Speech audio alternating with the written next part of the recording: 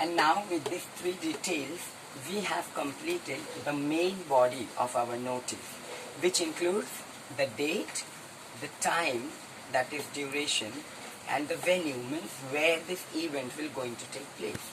Now we will go to the last part of our notice, that says enclosure.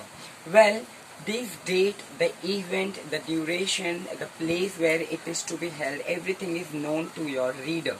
What about if he wants or she wants to register or become a participant in that event? How that person or that student or that pupil will going to apply for and where? So again, these are two important details. How, what is the process of registering oneself will be something that you have to tell in detail, but in brief, at the same time in the enclosure.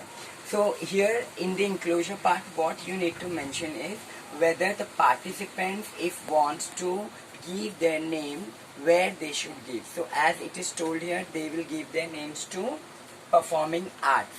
First thing. Second thing, what age groups can participate in what particular event. For example, age group 13 to 15 can participate in some competition called debate, correct?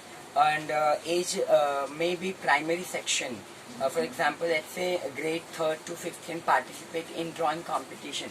So these are the different age bars or maybe the bars of standard, which are, if in case needed to announce, or if it is made that way in your planning of event, can be mentioned. Means all the further required details in brief can be mentioned in the enclosure.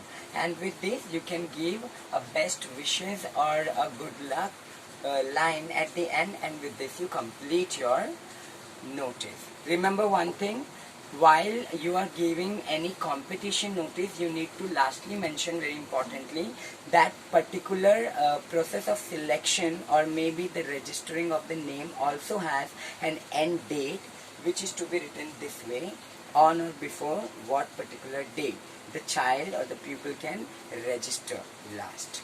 So I hope so that this beautiful notice and the methodology to write a notice would have gone into your mind as clearly as I spoke. I'll give you 4 keys to remember the steps of writing notice for always. Let us revise in short once again. The first thing is a nice margin.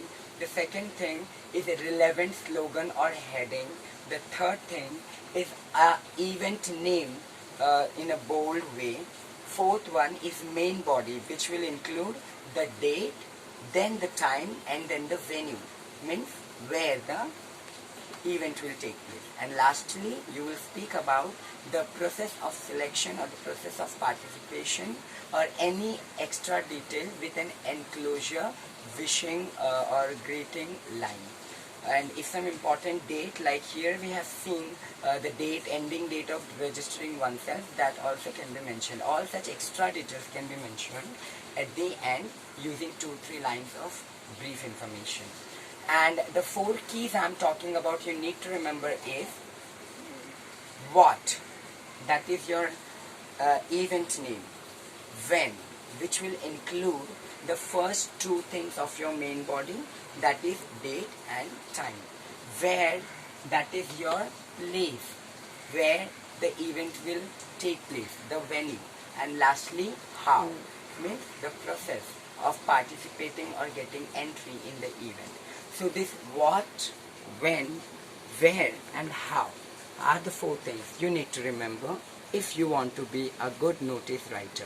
Well, with this I will tell you also an assignment that you have today is that you will going to try for the similar method of writing a notice, and you will write a beautiful notice about any imagined event for the coming Ganesh Chaturthi, or maybe the fact the Independence Day.